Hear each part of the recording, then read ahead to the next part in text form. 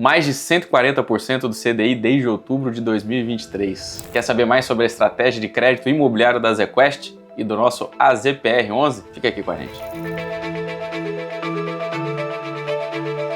Olá pessoal, tudo bem? Hoje eu estou aqui com o Luiz Henrique Pérez,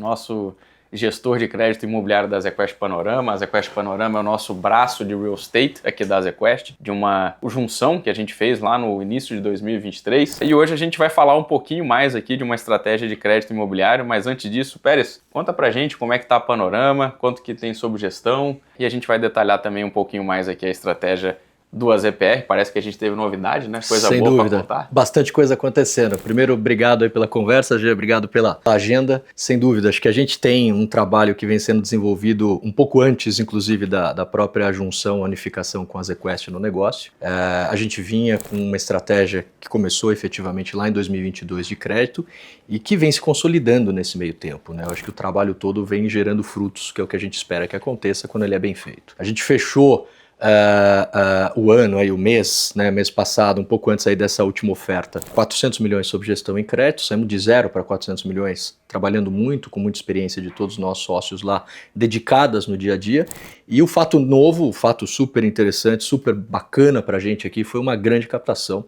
A gente dobrou a nossa posição de crédito sob gestão, literalmente, assim, em uma captação, em uma janela, em um momento, a gente foi para mais 437 milhões de reais. Então a gente indica agora 837, 840 milhões de reais de recursos sob gestão. Maravilha, coisa boa. Isso é resultado de um trabalho árduo, de uma especificidade, né, que a gente conseguiu encontrar aqui nos nossos produtos de crédito, e é bom ver os frutos aí sendo colhidos. Sem dúvida, sem dúvida. Eu acho que esse trabalho, ele é um trabalho incansável, é uma coisa que a gente executa todos os dias, seja na originação, seja na gestão, seja na dedicação do dia a dia do negócio, que é a forma como a gente identificou que era o nosso pilar de estruturar as operações e entregar o melhor produto para os investidores dos fundos que a gente aloca. Show de bola. E o AZPR11, né, que acho que concentra aí a nossa estratégia de crédito imobiliário, eu vou me referir ao AZPR quando for falar de crédito imobiliário aqui da ZQuest. Obviamente a gente tem veículos distintos e modelos diferentes ali de estruturação. A recente captação de 437 milhões era um modelo um pouquinho diferente, que a gente chama, né, de renda mais, com prazo determinado, mas para facilitar aqui a conversa, eu vou sempre falar, como resultado da estratégia, eu vou mencionar a ZPR11. Então, o AZPR está completando 2 anos e a gente viu uma performance muito interessante, né? O fundo entregou bons frutos.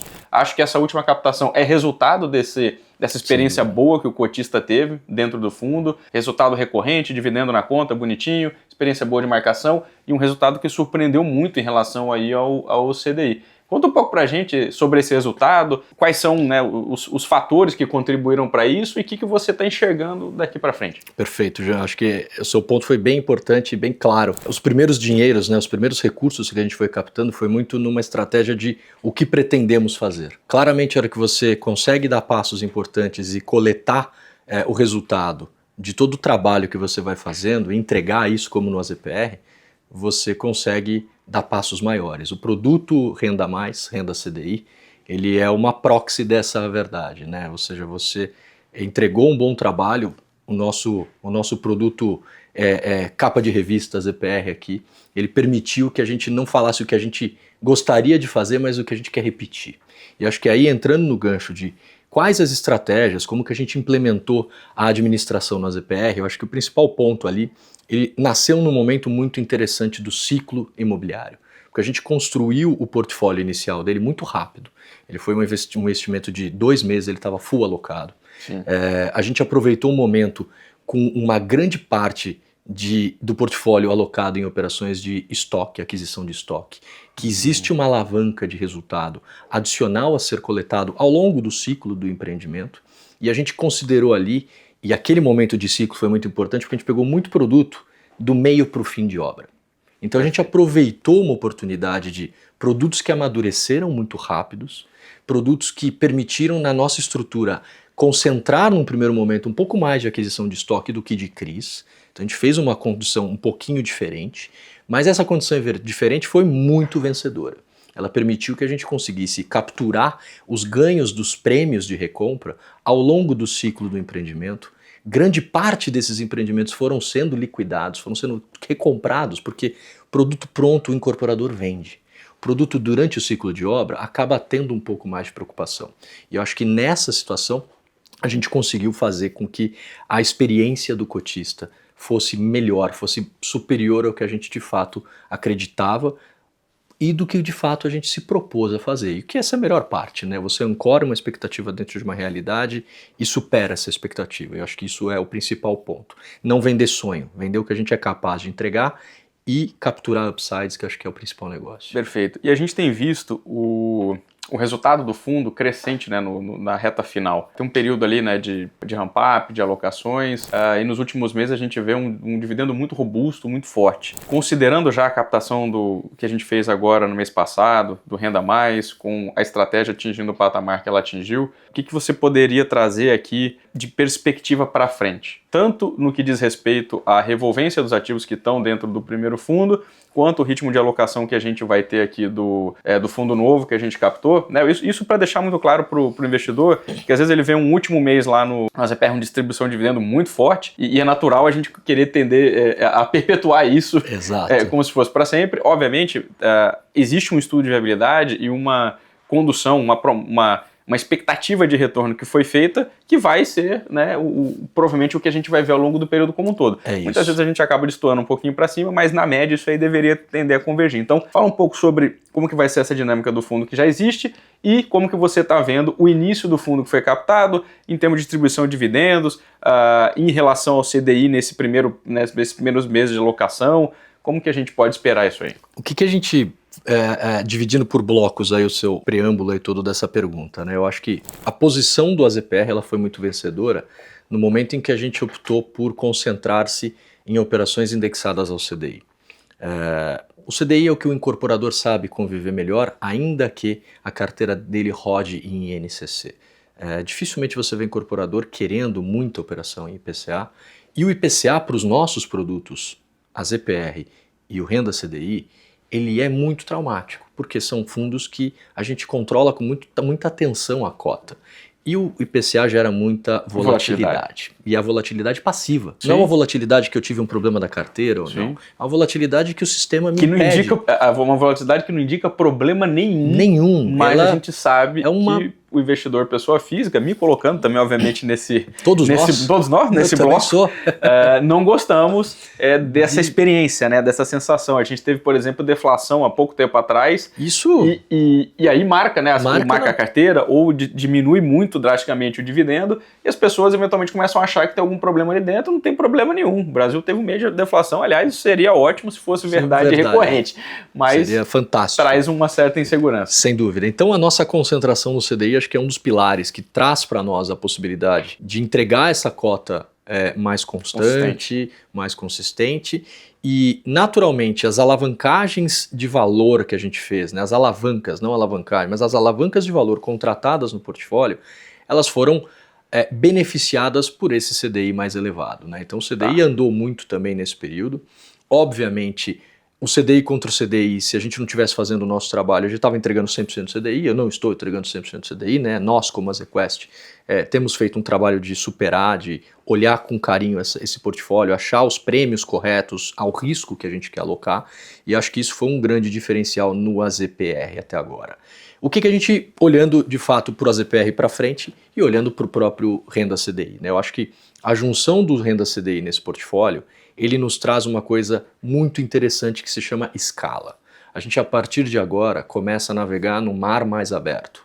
Isso não significa dizer que a gente vai tomar mais risco, pelo contrário, significa dizer que eu consigo fazer uma redução de risco, porque eu vou competir com cheques maiores, com operações maiores, que em tese eu ainda não tinha o estofo capaz de fazer esse tipo de investimento, mas que a partir de agora eu consigo ser competitivo aonde eu não tinha essa possibilidade. Então acho que um blend que vai acontecer o AZPR, ele vem amadurecendo muito a carteira de aquisição de estoque, ao mesmo tempo a gente tem feito um processo de rodar muito rápido, de reinvestir muito rápido o que volta de capital. Isso é um dos diferenciais que entrega o retorno estável, sem grandes oscilações para baixo. ele já vem mudando a característica da carteira em virtude do que já vem amadurecendo no seu segundo ciclo de investimento. Ele já está no seu segundo ciclo, né? Perfeito. A gente fez um primeiro ciclo de 2 anos, ele está nascendo um segundo ciclo dentro da vida desse produto. O Renda CDI, ele tem uma característica um pouco diferente na nossa visão, porque a gente está conseguindo pegar produtos que estão no começo de ciclo. E isso para nós é uma maneira de estender um pouco mais essa estratégia do primeiro momento de investimento, o primeiro ciclo de desembolsos das operações das quais a gente está investindo e ao mesmo tempo permitir que isso perdure por mais tempo e que eu tenha menos necessidade de ficar girando a carteira dele, principalmente nesse primeiro momento de ramp-up. Então acho que o momento que difere o AZPR do Renda CDI são os ciclos em que a gente os fez. O primeiro a gente fez um ciclo pegando mais para o fim de obra, esse a gente está pegando um ciclo mais começo de empreendimentos, mas com um nível de atenção e de cuidado que o momento de mercado de CDI de 15 precisa e exige que a gente tenha, que é exatamente o quê? Cheques um pouco maiores, distribuídos dentro desse ecossistema de 800 milhões agora de reais, e com isso a gente conseguir colocar o tamanho correto dentro desses fundos, a rentabilidade correta dentro desses fundos e garantir que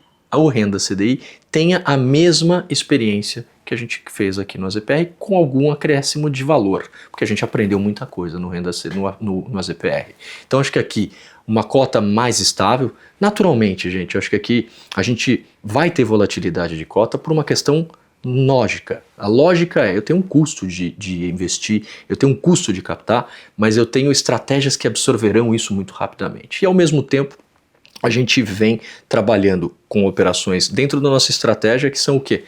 Operações estruturadas dentro de casa, a gente cuida das nossas operações, a gente monta no formato com o qual a gente tem tranquilidade, todas com garantia real, todas com controle, todas onde nós temos o manche do avião. Eu não sou um passageiro das nossas operações, acho que isso é um grande diferencial. Traz mais trabalho para nós, mas em contrapartida, a gente fica muito mais seguro com o que a gente tem dentro do portfólio. Então eu sei o que está acontecendo em cada uma das nossas operações por controle interno. Eu não dependo de informação de securitizadora, de prestadores de serviço que cercam esse modelo. Então isso favorece muito a tranquilidade de ter um portfólio seguro e uma entrega de dividendo bastante aderente. Então, até falando um pouquinho do Renda CDI, a gente tem uma estratégia, essa estratégia lá dentro do nosso modelo de negócio é entregar CDI mais 1,5, CDI mais 1,70, e a gente está nesse trilho de fazer isso. Tanto que a gente fez esse Renda CDI em 2 desembolsos. O primeiro desembolso está quase 85% alocado. Então assim, metade do fundo, que foi o primeiro dinheiro em setembro,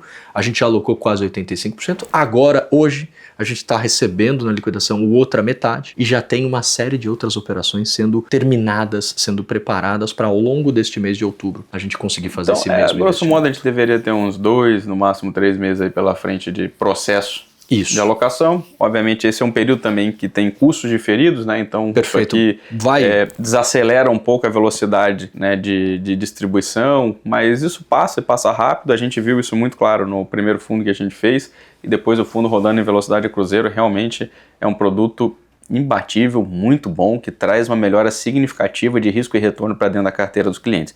E aí falando de risco e retorno, como é que você está vendo o mercado? Porque a gente já vem aí de 2 anos com juro muito alto e surpreendentemente, né, me surpreendeu inclusive a todos nós, a atividade econômica não tem arrefecido tanto quanto se esperava. Sem dúvida. Né? São 2 surpresas. O Banco Central parece que ficou muito mais duro do que todo mundo imaginava. E a segunda surpresa é a atividade econômica não retraindo quando se esperava também. E aí falando especificamente sobre o setor de construção civil, eu acho que a gente tem uma característica ainda mais peculiar no nicho e na região demográfica que a gente explora esse produto. Perfeito. Mas olhando essa dinâmica de mercado aqui em São Paulo, que é onde a gente explora, no perfil de produto que a gente explora, como é que você está vendo o mercado, vendas, velocidade de vendas, impacto de juros? Você chegou a mencionar, né? Estamos fazendo todas essas alocações com a devida cautela que esse ambiente pede. Exige. Então pondera pra gente assim, o momento de cautela vis-à-vis a expectativa que a gente tem para esse mercado que aparentemente está muito resiliente. Sem dúvida. Eu acho que começa o processo da decisão, o processo de escolha muito nichando aonde a gente tem a confiança do mercado. A nossa escolha de estar no mercado de São Paulo não é por acaso. O mercado de São Paulo é, de fato, o grande motor do mercado imobiliário como um todo. O que acontece aqui reverbera para o resto do Brasil e você vai transbordando isso de maneira crescente para os negócios. É um mercado que a gente tem mais conhecimento, mais propriedade e mais profundidade. E um mercado que tem uma demanda muito mais flexível a preço. Então a gente não tem inventado a roda, a gente não quer reinventar a roda, a gente quer fazer o que a gente sabe fazer bem feito, num nível de segurança confortável. Então São Paulo para nós é uma praça que tem muita profundidade. Se você precisar reduzir preços, se o incorporador precisar tomar decisões duras, mas que precisam ser tomadas, muitas vezes que é abrir mão de margem, ele consegue mover o ponteiro. E aí isso se conecta um pouco com o comportamento econômico, né? Eu acho que a gente experimentou um CDI de 2 dígitos desde 2022. Se a gente parar para olhar para trás, a gente passou 22, ele subindo para os seus 13,75, 2023 ele sinalizou uma queda, essa queda bateu perto dos 9 alto e voltou para o 15. Eu acho que o mercado como um todo entendeu, principalmente o mercado incorporador, ele entendeu que ele não pode ficar mais refém de atividade econômica ou de condições macro favoráveis para manter o seu nível de atividade. Por 2 razões. Primeiro, porque é um ciclo muito longo. Se ele começa, vamos pegar um exemplo, a incorporador que começou a incorporar pós-pandemia, com CDI de 2, e terminou com CDI de quanto? Então assim, ele não conseguiu começar e terminar no CDI de 2. Não dá para ser essa variável uma condição sine qua non para ele ter sucesso na incorporação. Então ele tem que conseguir fazer isso de forma consistente, independente do ciclo de juros. E ele tem que saber navegar nesses ambientes, porque o Brasil é ciclo de alta, é ciclo de baixa, é ciclo de alta, é ciclo de baixa e vai ser assim a vida inteira. E talvez a gente esteja chegando no fim de um ciclo de alta, né? Eu acho que não dura para sempre o ciclo de alta, não dura para sempre o ciclo de baixa. Então a gente está há muito tempo num ciclo de alta. Mas o que nos surpreendeu em 2023 e que isso continuou nos surpreendendo no ciclo de 25 é o volume de vendas de empreendimentos imobiliários. O mercado ele rodava antes de 2020 a uma faixa de 14 bi de lançamentos. Hoje ele é um mercado de 45, 50 bi. 45, 50 bi. Então é um mercado boçal de relevante do ponto de vista de atividade e ele não pode mais se dar o luxo. Ele é 3 vezes o mercado de 2019. 3 vezes o mercado de 2019. Então ele não pode mais ter a expectativa de que a economia vai me ajudar. Ele tem que construir essas oportunidades. E aí, eu acho que o grande ponto que a gente viu em 2024 foi um freio de arrumação do incorporador, silenciosamente, ninguém foi alucinado a fazer, vamos parar, pelo amor de Deus, de lançar. Não, mas o incorporador ele segura lançamento, guarda o produto pronto para lançar, foca em vender um pouco mais de estoque, foca numa ação de venda, foca numa condição um pouco melhor para trazer o comprador para dentro do stand. No momento que ele vai lançar, ele já ajusta o preço para um patamar que seja um preço que dê o arranque correto, que é um dos pilares que a gente tem olhado nas operações, como que está o nível de arranque de vendas. A gente tem sido muito mais exigente no ponto de vista de velocidade de vendas do empreendimento para começar a olhar o projeto. Porque a gente quer que ele largue bem, e se ele largou bem, ele tem perspectiva de ganho de preço. Se ele largou mais, ele tem perspectiva de deterioração de preço. Então a gente olha muito nessa lógica isso, e eu acho que o mercado tem se comportado de maneira importante. Lógico que isso não significa que a gente pode fechar os nossos olhos e sair investindo em nomes que a gente gostaria. Eu acho que até nos nomes que a gente gostaria a gente tem que ser muito seletivo no produto, mas uma coisa que é sempre muito importante que a gente sempre olha, né? A decisão de crédito ela não é só produto, mas ela é sponsor, né? O incorporador. Existe projeto que não deu certo com um bom incorporador. Mas não existe projeto que deu certo e que a gente pode ficar feliz com um mau incorporador. Então assim, a gente escolhe muito o parceiro, a gente olha com muita atenção isso e ao mesmo tempo a gente vai ser mais duro, mais cauteloso, mais exigente nos pilares que o empreendimento precisa ter para que eu tenha uma travessia tranquila, para que eu entregue um bom retorno, para que eu entregue uma experiência tranquila para o cotista e que eu também possa dormir tranquilo, porque eu acho que essa é a parte mais importante como gestor. Então acho que em suma, diferente daquele ciclo que a gente viu quando as incorporadoras passaram muito problema no Brasil lá em 2011, 12, dessa vez, apesar da alta de juros, apesar do cenário um pouquinho mais desafiador, eu acho que grandes diferenciais foram empresas mais saudáveis do ponto de vista financeiro, não no limite do limite, né, de endividamento, aquela loucura que a gente viu lá atrás. E a segunda coisa foi a habilidade da alfaiataria, se eu posso dizer assim, sobre lançamento e execução do produto. Perfeito. Acho que não é a pressa, e sim o ajuste, o cuidado para fazer produtos corretos, nos lugares corretos, para o público correto. Então isso faz muita diferença. A qualidade do produto com saúde financeira, ajudando a gente a atravessar esse momento. E, obviamente, no nosso lugar aqui, o que a gente tem que fazer é escolher certinho os que estão cumprindo essa cartilha. Essa cartilha, exatamente. O nosso trabalho diário é olhar o que está acontecendo no mercado, pegar os exemplos ruins, entender o que não está funcionando e aplicar todo dia nas decisões dos nossos investimentos. Acho que é isso que vocês podem ter tranquilidade, que a gente dentro de casa vai estar sempre fazendo isso, para sempre fazer isso. Então, a gente quer muito mais produtos como o Renda CDI acontecendo, e para isso a gente quer a boa experiência de vocês. Show de bola. Pessoal, eu acho que o papo tá bom, e se deixar eu e o Pérez aqui, a gente vai embora, até porque eu tô aprendendo com ele também. Isso aqui, rapaz, ó, anda muito. Se vocês tiverem dúvidas, por favor, não hesitem aí em mandar nos comentários, a gente responde, ou por favor contatem o time comercial da ZQuest. Acompanhem também, né, as nossas mídias sociais, a gente é muito ativo, Instagram, LinkedIn. Temos também inclusive um canal oficial da ZQuest no WhatsApp, onde a gente divulga o dividend yield desses fundos, o resultado, a cota patrimonial, que ajuda bastante vocês a acompanhar o nosso trabalho. Muito obrigado mais uma vez e até a próxima gravação.